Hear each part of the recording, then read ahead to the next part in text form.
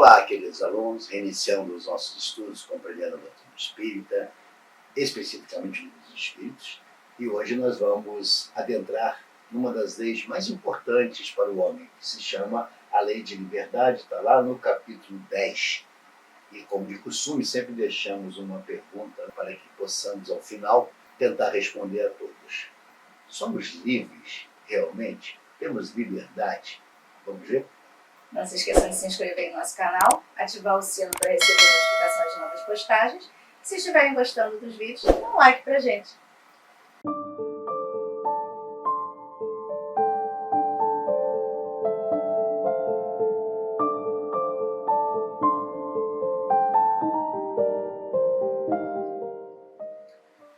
Para abordar esse assunto de liberdade, nós temos que também entender a liberdade natural. Talvez seja a única forma de termos essa liberdade quando temos a liberdade natural. Nenhum homem goza da liberdade plena enquanto viver em sociedade, ainda que seja composta de apenas dois indivíduos, impondo respeito ao direito alheio como muro divisor, sem contudo aniquilar o seu. Tá? Questão 825, 827. E é tão forte esse sentimento de liberdade, de não possuirmos, né, que Spinoza nos deixa uma máxima que fala sobre a liberdade. Ele nos diz o seguinte: o máximo da liberdade que o ser humano pode aspirar é escolher a prisão na qual quer viver. A liberdade é uma abstração. Diga-me qual é a sua tribo, eu direi qual é a sua clausura. Só há liberdade se sua vida for produzida por você mesmo. Então os filósofos, não é só ele, o Etienne de La Boétie, já nos fala sobre esse aprisionamento. Quando ele fala no discurso da servidão voluntária, ele nos fala que temos uma liberdade relativa. Na verdade, vivemos enclausurados, vivemos escravizados.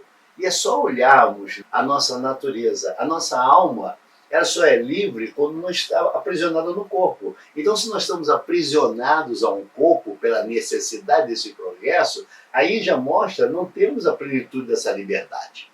Alguns homens julgam-se liberais em discurso e até compreendem a lei natural, mas seus atos estão divorciados. A consciência adquirida da lei natural fica gravada no espírito, sendo-lhe cobrada com maior severidade eventual transgressão.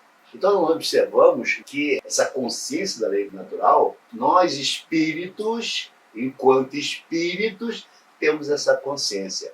Nós, enquanto almas aprisionadas a um corpo físico, não temos essa consciência dessa liberdade. Não vivemos dentro das leis naturais, dentro das leis do Criador. Essa sim é a verdadeira lei libertadora. As demais são aprisionamentos. Então, em resumo, ele está dizendo que se nós vivêssemos solitários, nós teríamos essa liberdade.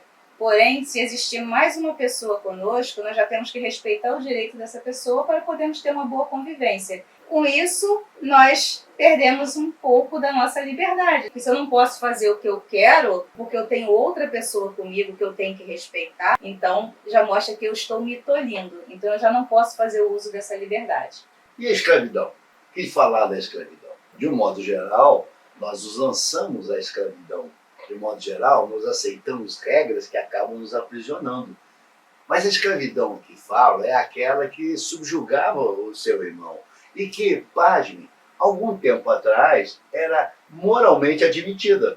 Moralmente se aceitava ter escravos de acordo com as nossas posses, de acordo com a nossa condição, e não é de agora que isso acontece. Desde o início do mundo, a escravidão se faz presente. E essa escravidão é algo tão séria que o escravo ele acaba se acostumando com a ideia de escravo e acaba entendendo que aquilo é natural. E ele acaba aceitando aquilo sem se rebelar. E as suas gerações futuras são tão amoldadas a essa ideia da escravidão que não pensam em liberdade. Aceitam, subjugam-se a esta vontade. Ou seja, eles nascem num meio onde aquilo para ele é o normal, é o que ele conhece. Ele não conhece a liberdade, ele só conhece a escravidão, ele julga que aquilo seja normal. Então, até para lançar a sementinha da liberdade, aquela coceirinha que vai fazer eles lutarem por esse direito que é de todos, leva um tempo, porque as ideias são lançadas, aquilo tem que ser germinado, aquilo vai crescer, vai fermentar, até que se tome um número grande de indivíduos pensando da mesma forma para poder fazer essa mudança. Então, de um modo geral, quando falamos em escravidão, nós temos que ter essa percepção que isso é uma construção humana. Essa subjugação do outro é humana. Há interesses em criar essa subjugação e ainda nos dias de hoje isso ocorre. E precisamos entender também que isso é uma construção tão humana que é moralmente aceita, mas eticamente não. A diferença entre nós e Jesus e tantos outros homens que passaram pela Terra é que eles tinham uma construção ética tão sólida que não admitiam a escravidão, ainda que moralmente fosse permitida. E nós, de um modo geral, aceitávamos aquilo com muita naturalidade, termos escravo. Aquilo nos trazia status, ter o outro subjugado. Então nós sabemos que a escravidão é contrária à lei de Deus. É contrária à lei de Deus toda a sujeição absoluta de um homem a outro homem. Indiscutível isso. Deus não colocou a escravidão. Isso é uma criação do homem. Então a escravidão é o abuso da força. Através da força, ou pelo conquistador, que vai impor ao conquistado as suas regras, vai subjugar esse conquistado. Você observa que isso é uma construção. E aí temos várias formas de escravidão. A escravidão pela força, a escravidão pelo temor, a escravidão por conhecer um pouco mais do que o homem mediano, e aí esse conhecimento faz com que ele abuse desse conhecimento impondo regras pelo temor. Então temos várias formas de escravidão. Então é contrária à natureza a lei humana, que consagra a escravidão, pois que assemelha o homem ao irracional e o degrada física e moralmente. Tendo a escravidão introduzida nos costumes de certos povos, possível se tornou que, de boa fé, o homem se aproveitasse dela como de uma coisa que lhe parecia natural.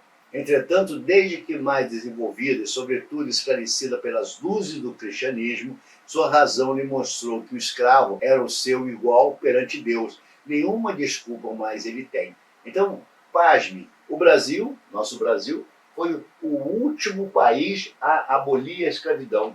Tamanha era a dependência dessa ideia. Não vamos entrar no campo da história, dos absurdos que os homens praticaram, mas observe que essa subjugação, essa covardia pela força que isso era feita, trouxe muita infelicidade a muitos homens, a muitos povos. E o Brasil tem uma dívida muito grande a ser resgatada com esses povos que ele aceitou ou que ele fez escravos.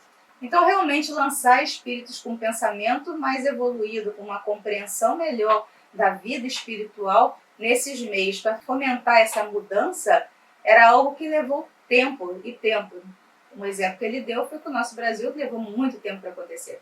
Então, como ela bem salientou, a desigualdade de aptidões pode produzir uma dependência também. Olha aí, alguém mais intelectualizado, mais conhecedor de uma determinada área, vai trazer dependência, vai escravizar pessoas, vai fazer com que essas pessoas até se tornem seguidores. Quantos seguidores são escravos de seitas, de doutrinas? Por quê? Pasmem, ainda hoje. Ainda nos dias de hoje. Por quê? Por não estudar, por não compreender, por estar atemorizado, por ter uma ameaça de sofrer alguma punição, se tornam escravos de doutrinadores, se tornam escravos de seitas, se tornam escravos de religiões. Então, olha aí a intelectualidade, quando mal usada, não estando alinhada à moral, não estando alinhado à ética, produz escravos até nos dias de hoje. Então, a desigualdade de aptidões pode produzir uma dependência, mas com o propósito de forçar a elevação, mas não para embrutecer ou forçar a uma escravização. Então, aqui ele fala que a aptidões teria, em princípio, de libertar o homem. Então, quando doutrinas se apresentam, quando seitas, quando religiões se apresentam, ela tem o objetivo de forçar o homem a se elevar, afastando ele do lado bruto. Porém, não é isso que nós assistimos, muito ao contrário. Nós vemos lideranças religiosas explorando a ignorância, explorando a falta de conhecimento daquele ser, o aprisionando. Então, nada justifica a escravização, nem mesmo o argumento de que estarão em melhor condição tolhidos em suas liberdades do que livres. ainda que lhe seja ofertada uma condição econômica e conforto melhor do que teriam vagando pelo mundo. A escravidão sempre será escravidão. Essa ideia de, não, eu sou um conquistador, eu vou te trazer melhor condição, eu vou te dar melhor alimentação, isso é aprisionamento. Isso é tolir a liberdade do outro, não permitir que o outro se desenvolva tal qual você se desenvolveu num processo lento, num processo de conquistas. Então essa ideia de eu vou te dar o material, eu vou alimentar você, eu vou te dar bolsas, o que acaba acontecendo? Escravizando o ser, subjugando o ser, tornando aquele ser serviçal daquele que dá, aquele que aloca recursos materiais para aquela boca faminta. Falamos da nossa liberdade de ir e vir, da nossa liberdade no convívio social. E para pensar, nós temos liberdade? Talvez seja o único campo em que, mesmo aprisionado no meu corpo físico, a minha mente tem a liberdade de pensar. Aliás, as grandes batalhas humanas, grandes revoluções humanas em prol da liberdade nasceram no cativeiro. Nasceram com o indivíduo cativo que, não aprisionado em seu pensar, começou a criar mecanismos, que a gente chama aquela coceirinha da liberdade, começou a criar pensamentos em prol de libertar o seu povo, libertar a sua comunidade. Então note que o pensamento é o único refúgio que nós temos, que somos efetivamente livres. E a única responsabilidade que temos é com o nosso Criador, com aquilo que pensamos, o que fazemos do nosso pensamento. Então nem mesmo os mais cativos dos homens encontram-se aprisionados absolutamente enquanto puder pensar. Porém, sua liberdade absoluta em pensar acarreta responsabilidade. Foi isso que eu disse, aos olhos do Criador, podendo seu pensamento ser mais grave do que suas palavras. Então não tem até uma expressão, né? Eu não pequei, mas pequei em pensamento. Então o pensamento também, quando não bem conduzido, quando não bem direcionado, eles geram consequências. Como é que nós atraímos o mundo espiritual? É por onde? Pelo pensamento. E se nós nos ligamos a um lado mais negativo, é através do pensamento. Olha o pensamento nos escravizando quando eu fico subjugado a espíritos ou a indivíduos de pouco esclarecimento, a me sugestionar, a me conduzir, a me levar à destruição. Por quê? Porque eu me torno o quê? Escravo do meu pensamento, porque eu fiz essa ligação entre o mundo negativo e eu. Nós vimos no início que estamos todos envoltos pelo fluido cósmico universal e que ele é o veículo do pensamento. André Luiz, no livro Mecanismos da Mediunidade, traz bastante subsídios a respeito do pensamento, das criações fluídicas, tudo que nós fazemos com aquilo que nós pensamos. Então não precisa você simplesmente agir. Você pensando, você já está gerando uma força enorme. Ondas estão sendo emitidas e afetando as outras pessoas também. Então, o nosso pensamento direcionado a alguém, ele atinge aquela pessoa. Se pensamos bem para ela, obviamente, ela receberá esses eflúvios do bem. Mas se pensamos mal, também estamos, de alguma forma, fazendo mal para aquela pessoa. Então, é a responsabilidade que ele acabou de falar. O que nós pensamos traz responsabilidades também. E o que nós pensamos modifica o nosso ambiente também. Então, o nosso pensamento gera uma casa com harmonia, com felicidade. Agora, também pode gerar uma casa com sofrimento, seu alimento o sofrimento. Uma casa com tristeza, seu alimento a tristeza. Então, nós temos um papel importante no mundo que nos rodeia. Então, o pensamento é algo tão forte, tão fantástico, que as ondas que eu emito, eu posso colher bons resultados ou maus resultados. Quantas vezes vamos buscar ou vamos adentrar num projeto e que estamos com um pensamento tão baixo, tão inferiorizado, e esse projeto não tem sucesso? E aquele outro que no mesmo projeto emite pensamentos positivos, emite pensamentos de esperança, ele obtém êxito. Então olha a força que nós temos em nossos pensamentos. Mas por falar em pensamento, nós vamos falar em consciência também. Aliás, é o ponto alto da liberdade, é a consciência. Porque sim, nós somos criados simples e ignorantes. Vamos galgando posições, vamos fazendo escolhas através do livre-arbítrio, e essas escolhas, na medida que eu vou depurando, vou ganhando responsabilidade, e quando eu ganho responsabilidade, eu tenho ciência do que estou fazendo, eu ganho o quê? Consciência. Ali está o resumo da evolução do espírito. O espírito superior tem consciência, e é por isso que ele compreende os nossos equívocos. É por isso que ele compreende as nossas caminhadas divorciadas dos ensinos do Cristo, porque ele tem consciência e sabe que algum dia nós modificaremos a nossa forma de pensar e ganharemos essa consciência. E lá na questão 835, eles vão nos falar sobre essa consciência. A consciência é um pensamento íntimo que pertence ao homem, como todos os outros pensamentos. A liberdade de consciência é plena, e não pode o homem impingir limites ao seu semelhante, estando ao alvitre do Criador o julgamento desse pensamento através das leis da natureza. Então, através das leis da natureza, quando eu ganho responsabilidade, eu faço escolhas corretas, eu passo a me amoldar às leis do Criador, às leis da natureza. Então vira um círculo virtuoso. Exatamente. Ou seja, eu ganho consciência, eu tenho pensamentos bons, eu tenho liberdade, mas eu vou querer utilizar essa liberdade com consciência e vou ter pensamentos bons, porque eu entendo que isso é o correto a ser feito, então eu não estou sendo mais tolhido na minha liberdade por medo de infringir as leis do Criador, mas sim porque eu estou fazendo boas escolhas. Exatamente. Por que esses grandes avatares que passaram pela Terra não tinham escravos? Sim, era possível ter, todos tinham escravo. Por que eles não tinham? Porque eles tinham consciência. E ao ter consciência, eu faço escolhas corretas, eu estou amoldado às leis do Criador. E quando eu estou amoldado às leis do Criador, eu estou liberto, eu estou livre, eu estou consciente. Então, opor embaraço à liberdade de consciência, que é uma coisa gravíssima, constrange os homens a procederem em desacordo com seu modo de pensar, fazendo que se tornem hipócritas. A liberdade de consciência é um dos caracteres da verdadeira civilização e do progresso. Então, quanto mais o homem adquire consciência, mais liberto ele se torna, maior é o seu progresso. Ele já não mais acompanha aquelas formas de ditar, de impor, de escravizar o ser. Ele é um ser que adquiriu a consciência. Mas como é que se adquire a consciência? Através do conhecimento. É o conhecimento que nos leva ao Criador.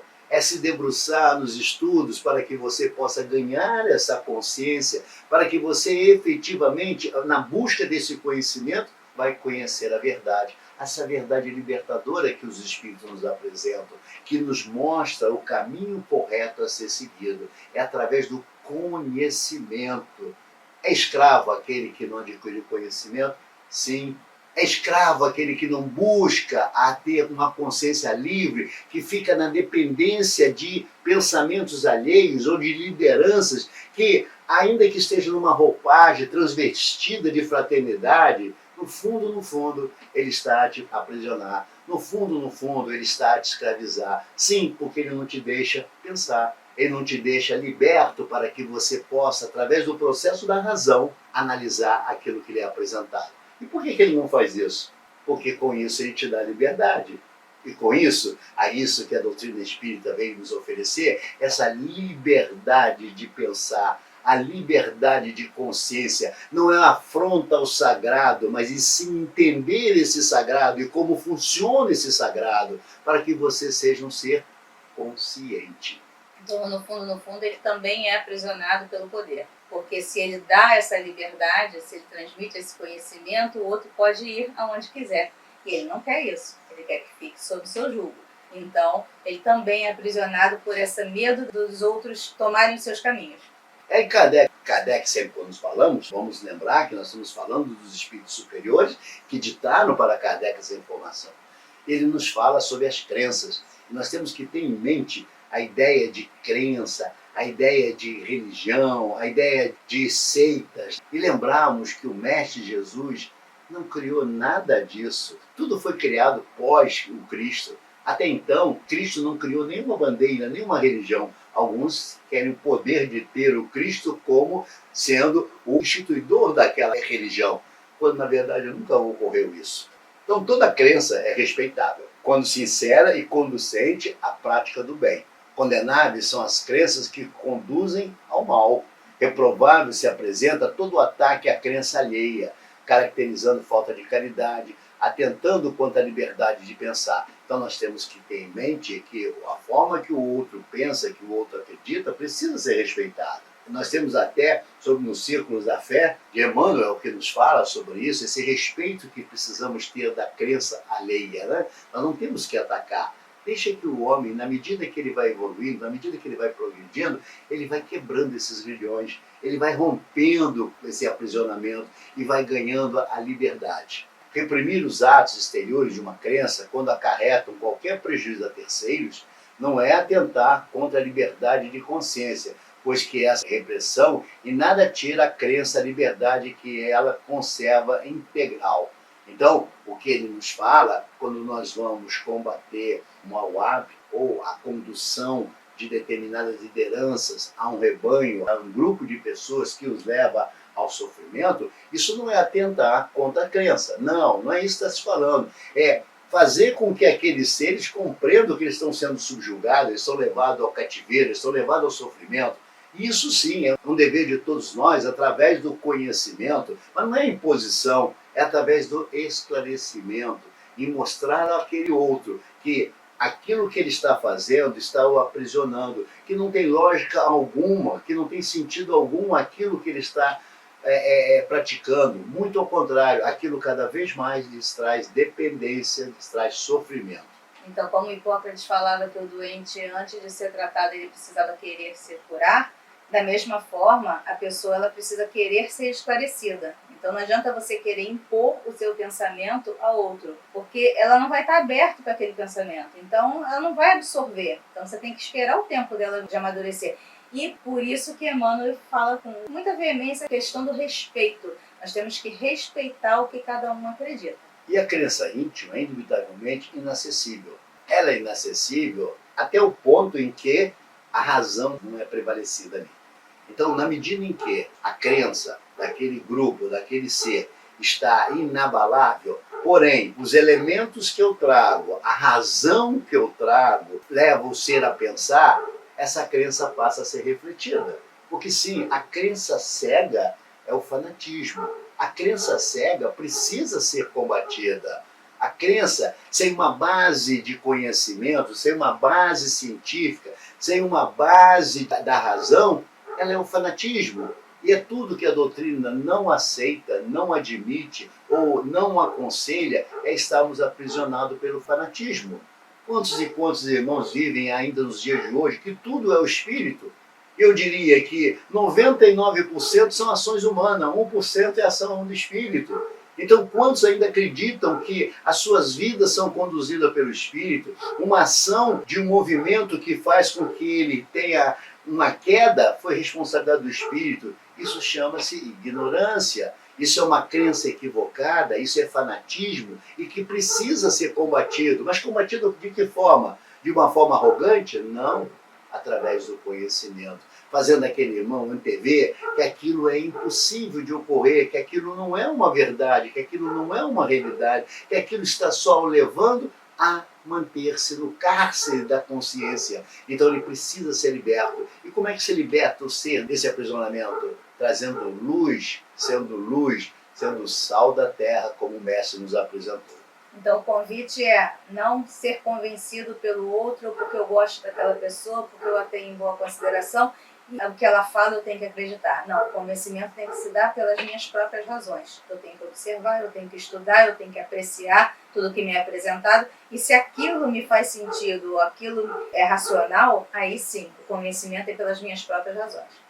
Poder-se-á, sem atentar contra a liberdade de consciência, procurar trazer ao caminho da verdade os que se transviaram, obedecendo a falsos princípios, mas sempre se utilizando da pedagogia ensinada a exemplo de Jesus, servindo-vos da brandura e da persuasão, e não da força, o que seria pior do que a crença daquele a quem desejareis convencer.